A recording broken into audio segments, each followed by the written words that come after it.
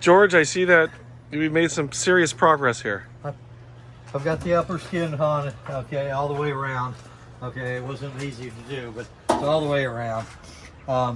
Except for the back, I decided I'm going to go ahead and put a trunk on this time. What do you have one last You mean like a time. latch and a whole thing? Yeah, a real trunk. Like all the electronics is back here, and so it just makes it makes sense to have it open, even with the solar panel on it. Oh, this is the back. Yeah, even with the solar panel on it, it makes it easier to change the rear tire and everything, and access all. I'm not going to cut the steel. I'm going to leave it flex like this. So you'll lift it up like that. Yeah, you can see I got the main fuse boxes in. What's this corner? Yeah. Main fuse box over here is in. That's the 48 volt.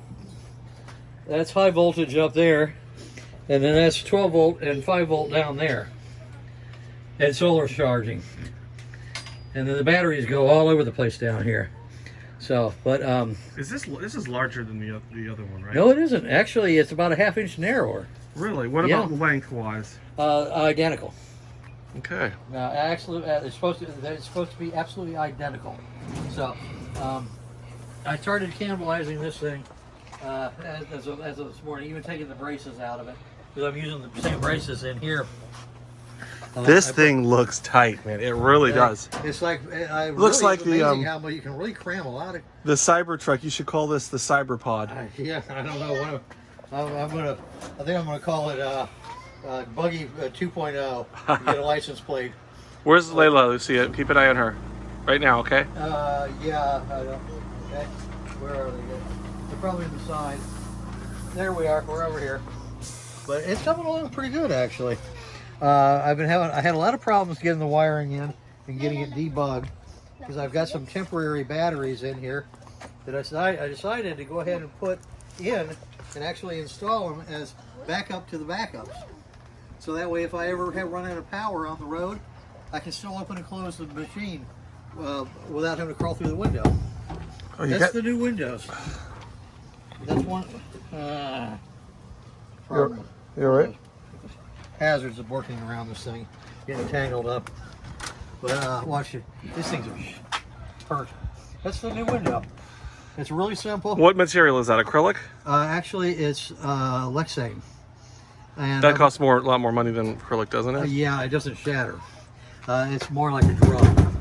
So, and like I say, I've got under an immense amount of stress because I riveted the windows in place. That's all. There's it just came in today. I'm getting. They don't make a box for it. They don't make a thing for it. So that's going to be the main control panel.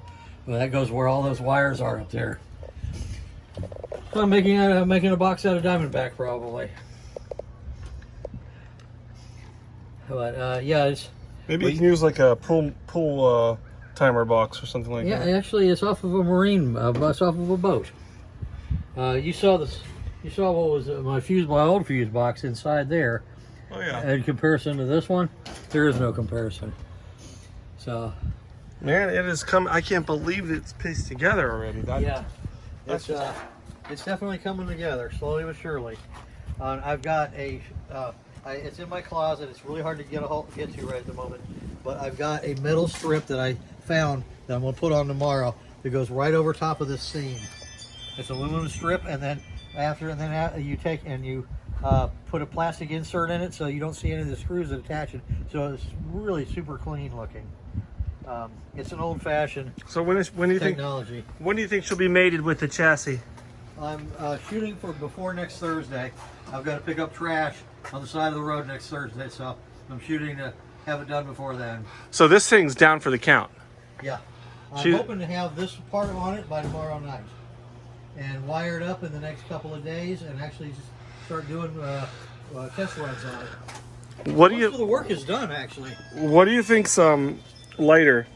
Which one's lighter? They're both about the same, actually. Yeah, I shouldn't have gone with 14 gauge aluminum for this one. It's way too heavy. What could you have gone with? Well, this is 18 gauge on the top. I could have gone with 18. I'm sorry. This is 18 gauge. Yeah. The strip down the middle. I should have gone 18 gauge on the sides too. What's the size? 14. Actually, 12 gauge. So the smaller the number, the thicker. Yeah, it's There you go. really thick. I mean, it's almost impossible to bend the stuff. A 1/4 inch strip of the stuff is almost impossible to bend. It's so thick. It's 1/8 of an inch thick. So you're not going to put any kind of crease or seam, so it could. Yeah, actually, this is the bottom part of the door. I haven't bent it yet, but this goes on here and then bends around up to this point, and then this is the top part of the door, and it just hinges down like that. But you'll hammer it into some kind of form. Yeah, I'm gonna cut the aluminum. I'm gonna cut a piece of this stuff here to make it so that it holds this form, and just use a good old-fashioned key handle, like you use on a truck topper. Okay. Or in this case, a garage door, right here in the middle, open and close it. And I'll leave it. I'm not going to bother cutting. I'm not even going to bother cutting the aluminum. I'm just going to leave it like that and leave it flex. And if I do cut the aluminum, I'll put a piano hinge up there. So if I can find a solid brass one. Well, it looks amazing. So we're looking forward to updates. Thanks. Thank you. It's coming.